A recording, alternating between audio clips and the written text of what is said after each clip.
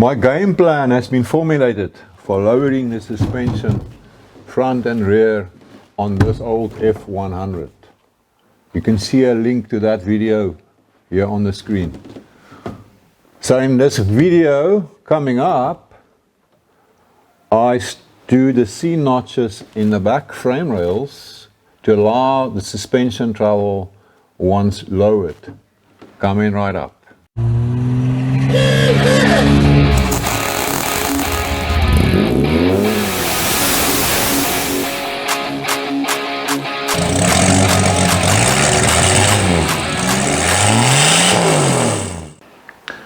It's a cold Sunday morning, but I've already started stripping. I've got the shocks out. I've undone the handbrake cables both sides. So it's time now to crack the U-bolts. It's always a good thing to do the nuts a little bit at a time so that you've got a sort of an even release, if I can put it like that. Let's see how it goes.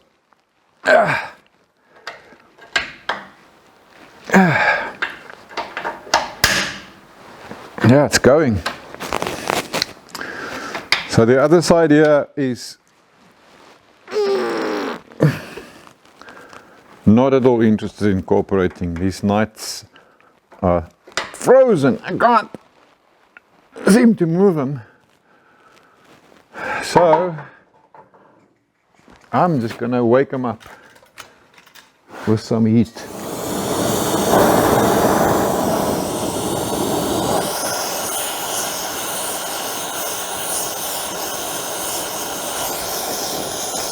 Ah, shit, but it looks like I'm running out of oxygen. It looks like I've got enough heat because I can crack them now. So at least we made it.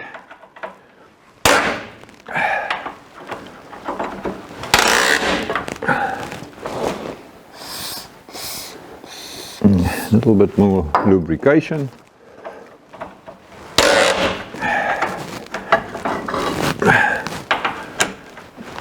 Actually incredible if you think about it. The last time these nuts were tightened was probably in 1978 when the truck was built. So I'm pretty sure this is the first time in how many years would that be? 80, 90, 2000, 2010, like 50 years, is my calculations correct?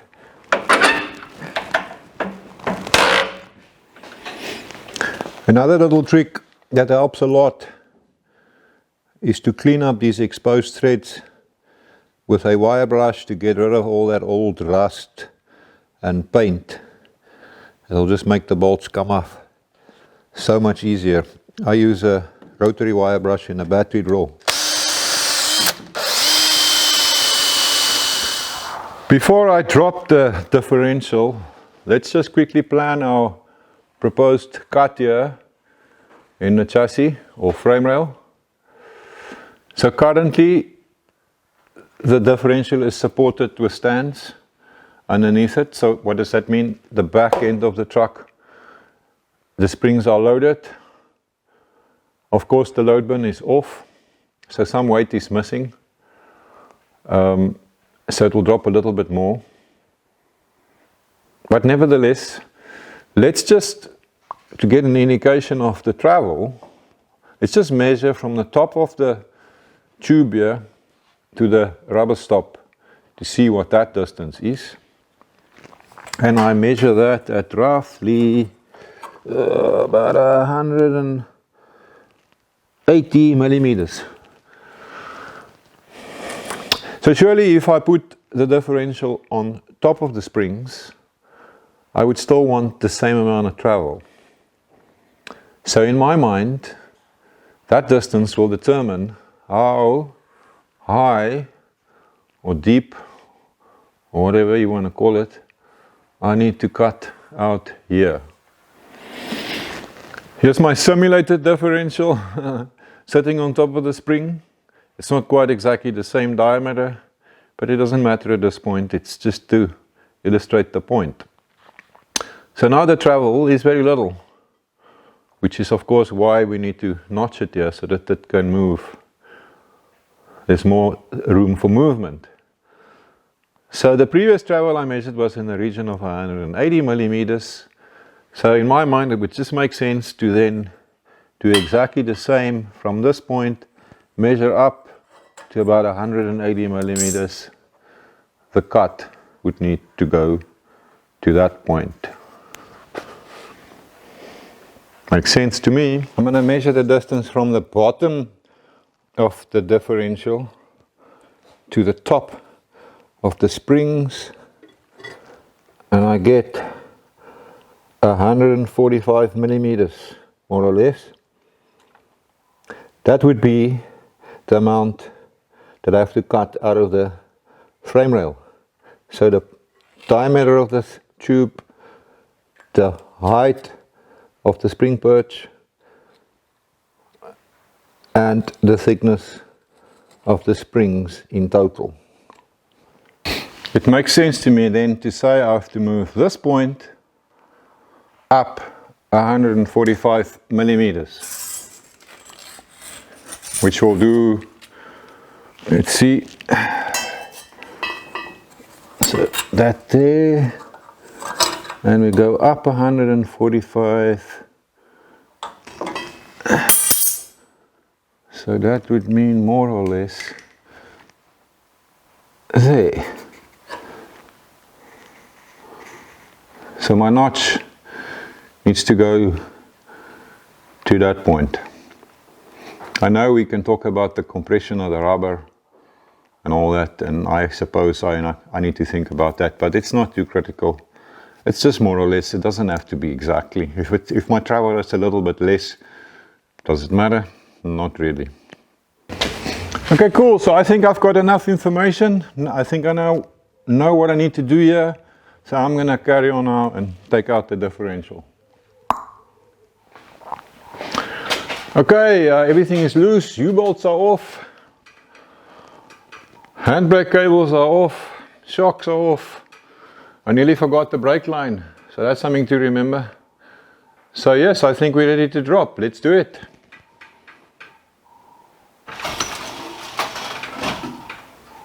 And there she goes. Oh, there's a problem on the spring on that side, eh? Look at that. Oh, that central bolt is broken off. Keeps all the blades together. That's a bit of a mess. Okay, I'm just going to put a clamp on those blades before I go further. Wait, I'm going to show you what's going on there. Look what happens here when I lower the diff. Excuse me. You see how the spring starts separating? That central bolt that holds the springs together is corroded off. And the clamp that was on here on the springs is also missing.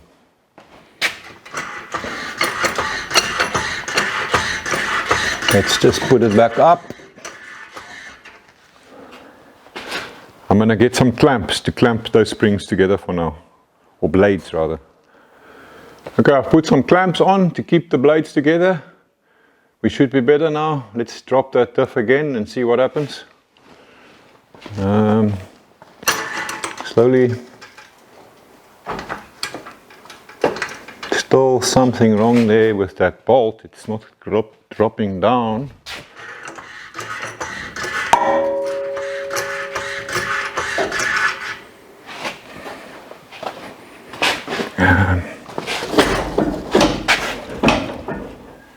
There seems to be an issue there. It should go.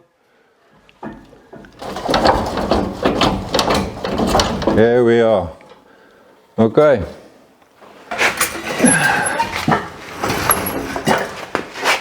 And come on. Just catching on that spring. Out she goes. Cool. One exposed diff. Not this one. This is not an exposed diff. This is DIV. This is DIFF. Lekker. Now we can look at things better. These leaf springs definitely need attention. That bolt is completely rusted off. But yeah, there's some serious problems here with alignment, etc. I also noticed when I got the truck that it was sagging on the one side. So I'm going to strip this out, see if I can get it reworked and reconditioned.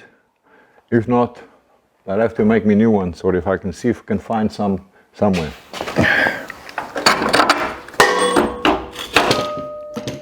That's the last spring out. Look at this. Lots of wear on these bushes. Beside, lots of wear on the bushes as well. So yeah, when you open a can, you don't know how many worms are in there until you actually open that can, eh? The diameter of this tube on the differential measures,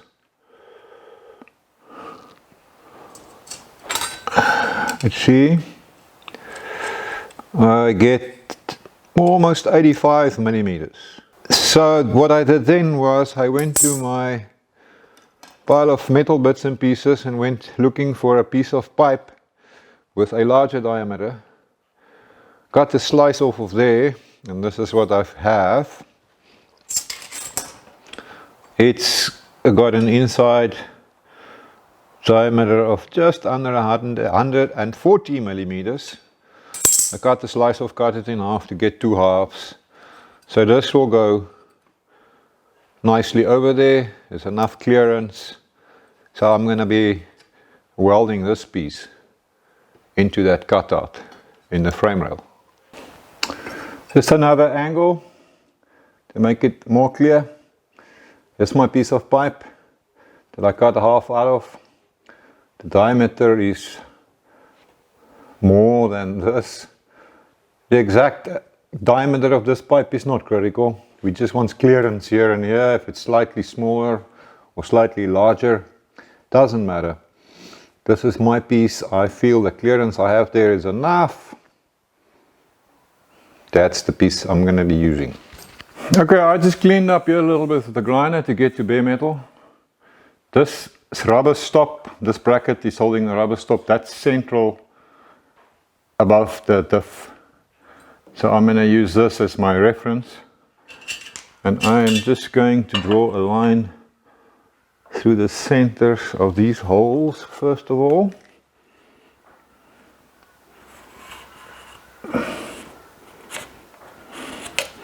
So that's the center line of my cutout roughly.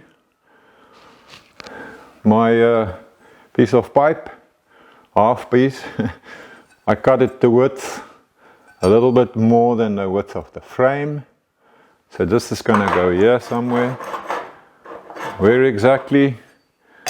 We established that I need to go up 145 millimeters.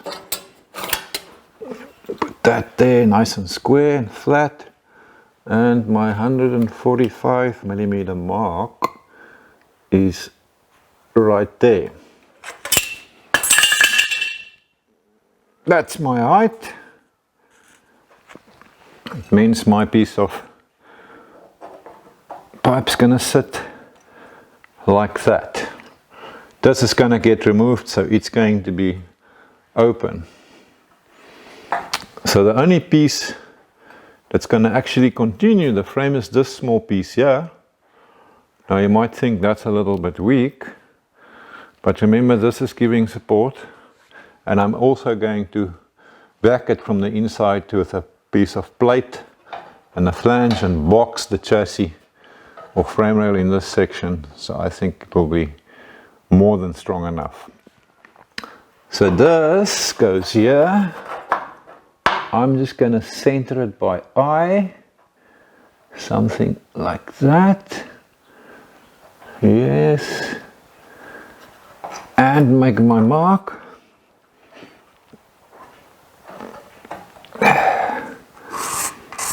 There.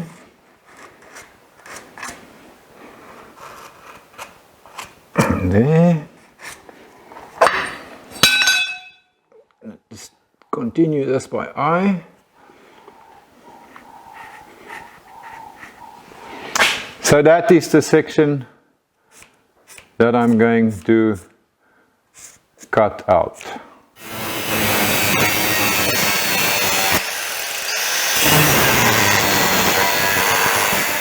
On this side.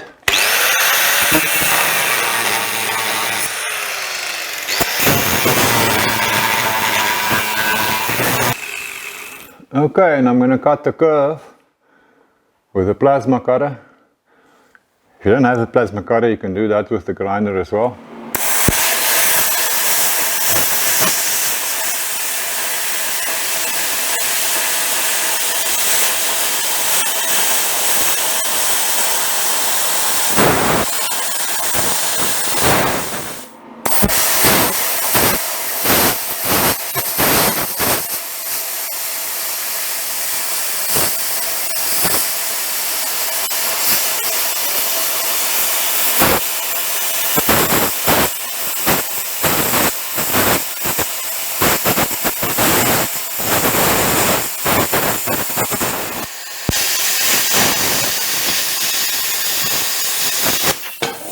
There we go. Okay, cool. So this piece of half pipe is now going to go in like so. Yeah, it looks pretty good. I'm just going to make some extension pieces to fill in this gap on either side. So I think that's going to be my next step. I'm just going to weld on some. This is 3mm thick. I think it's more than enough. I'm just going to weld on some 3mm pieces of plate here to sort that out.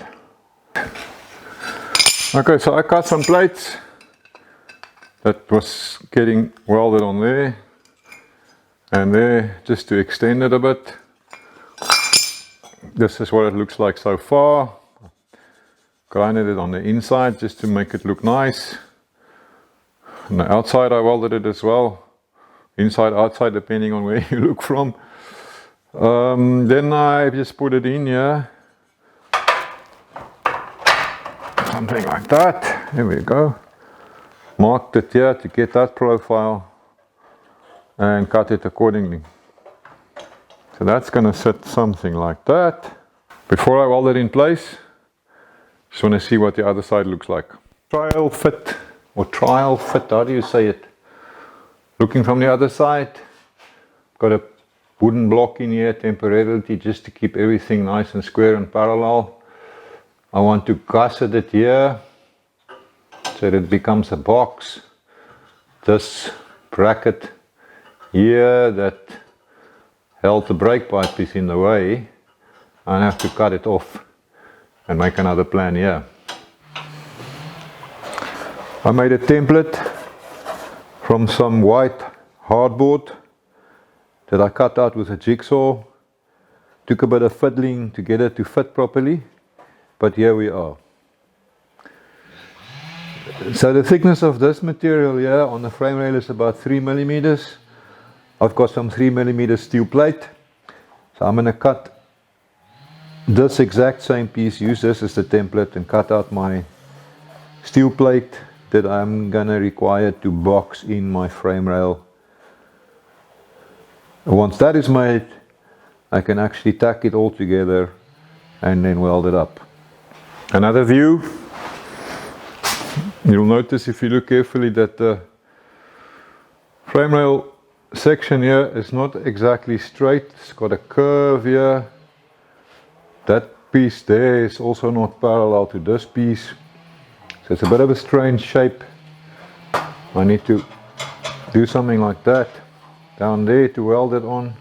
Need to distort this plate a little bit to make it nice, but I'm going to cut the plate out and then we'll take it from there.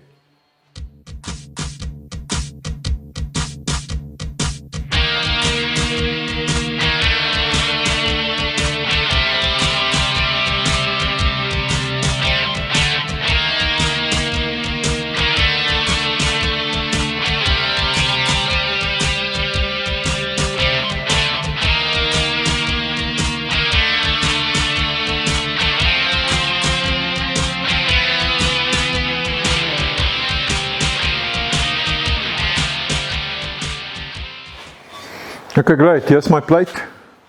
Cut. It's got a bit of a funny shape. It's because of this. This is going to go in here now.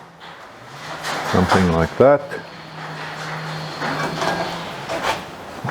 Still not fitting 100%, but once I've tacked it in the top, I will pull that in so I can weld it on down there as well.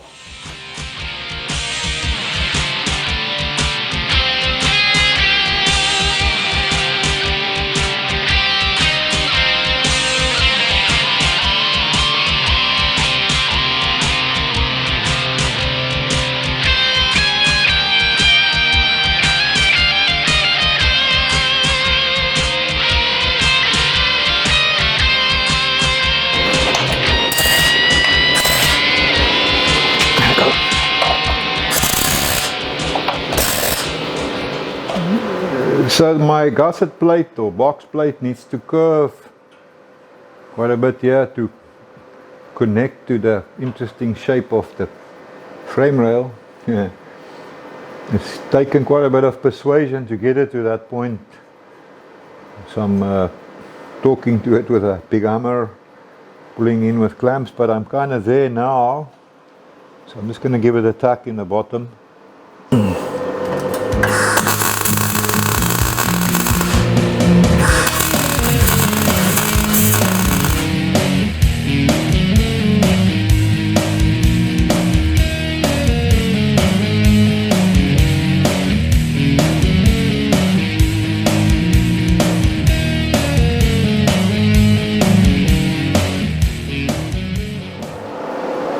And on the other side,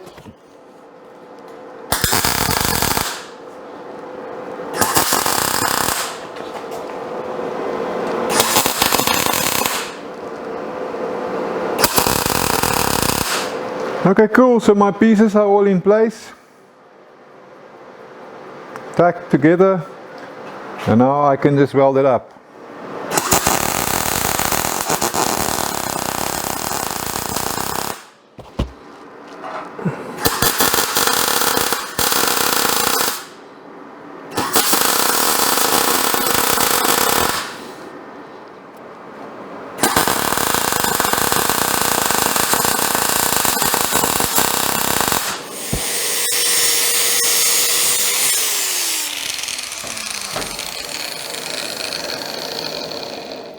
I'm not welding my work to hide bad welds. I'm planning to take this truck through the legal roadworthy channels, and here in South Africa the roadworthy inspectors has got a real problem if they see welding on a chassis. So yes, what I'm doing is I'm going to grind it all nicely, paint it up, and they will never know that I've done these modifications. Fabrication done. Repeat exercise. Right, C notches are in place. I'm happy. I'm going to spend a little bit of time now to just clean up the chassis in the back here, wire brush it, check things out. Thanks for watching, Oaks. Appreciate it. And remember, if you find value in my channel, hit that subscribe button. It will mean a lot to me. Catch you in the next one.